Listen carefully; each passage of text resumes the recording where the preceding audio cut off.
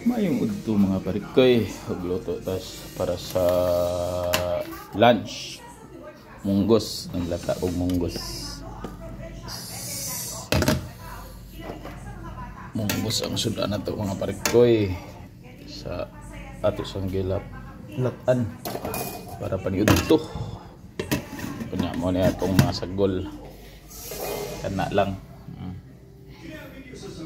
Talamtangan og cubes gamay tapos gata.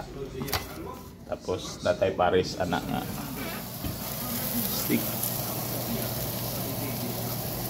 Dagko ko na magtikoy do kabo. Ayos sapit na. Hindi kaya siya kay humukon nga klase nga meat.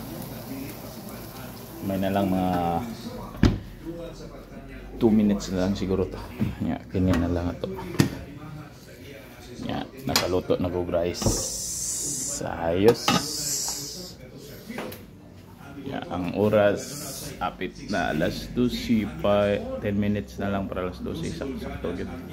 Napatay lip over dito nga gani ang pamahaw. Bangus pinirito, itlog ug ham. Okay, daog. Happy Wednesday everyone.